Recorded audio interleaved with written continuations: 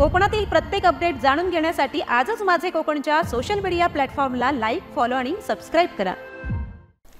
गुहागरहून सकाळी 8:45 वाजता सुटणारी गुहागर परचुरी एसटी बस पांगारी साडेवाडी येथून विद्यार्थ्यांना घेऊन येत असताना सकाळी 9:15 वाजण्याच्या सुमारास चालकाचा ताबा सुटल्याने रस्त्याच्या एका बाजूला ही बस पूर्णपणे कलंडली। सुदैवाने यावेळी मोठा अनर्थ टळून कोणतीही जीवितहानी झालेली नाहीये। गुहागर परचुरी ही बस नेहमीप्रमाणे सकाळी 8:45 वाजता गुहागर आगारातून परचुरीकडे आली। दरम्यान पांगारी सडेवाडी येथून विद्यार्थी व प्रवासी वर्गाला घेऊन येत असताना एका चांगल्या रस्त्यावर ही बस रस्त्याच्या एका बाजूला जाऊन कलंडली। सुदैवाने यावेळी एसटी बसला कोणत्याही झाडाचा आधार नसताना देखील केवळ दैव बलवत्तर म्हणून रस्त्याच्या कडेला असलेल्या दरीत कोसळली नाहीये।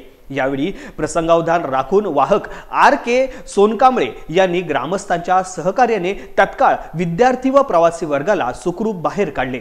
दरम्यान या अपघातानंतर येथील ग्रामस्थ व सामाजिक कार्यकर्ते अब्रार चोगले यांनी सदर अपघाताची माहिती गुहागर आगारामध्ये दूरध्वनीद्वारे तत्काळ दिली। मात्र 2 तास उलटूनही या ठिकाणी आगाराकडून एसटी बस काढण्यासाठी कोणतीही उपाययोजना केली नव्हती। त्यानंतर उशिराने क्रेनच्या सहाय्याने सदर एसटी बस काढण्याचे प्रयत्न सुरू होते। गुहागर आगाराच्या या वेळकाढू कारभाराबाबत येथील ग्रामस्थांनी तीव्र नाराजी व्यक्त केली आहे।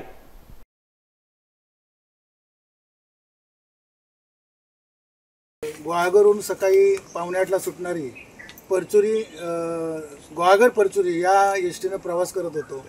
सकाळी सडेपांगारीमध्ये ही एसटी वाया करते आणि सडेपांगारीमध्ये जाऊन विद्यार्थी आणि प्रवाशांना घेऊन येत असताना काही अंतरावर आल्यानंतर ही गाडी 25 ते 30 मीटर सरकत गेली आणि त्यामध्ये ड्रायव्हरने सावरण्याचा प्रयत्न केल्यानंतर पूर्णतः रस्ता सोडून ड्रायव्हर गेले होते आणि त्यानंतर संकटकाली जो मार्ग आहे या मार्गाने आम्हाला प्रवाशांना काढण्यासाठी कंडक्टर यांनी दरवाजा खोलून दिला। त्यानंतर विद्यार्थी आणि सर्व प्रवाशांना संकटकाली मार्गाने बाहेर काढण्यात आलं आणि हा प्रसंग अतिशय भयानक होता आणि याची सूचना प्रशासनाने ड्रायव्हरना द्यावी, जेणेकरून आज या प्रवाशांचं फार मोठं नुकसान किंवा इथं जीवितहानी होण्याची शक्यता होती।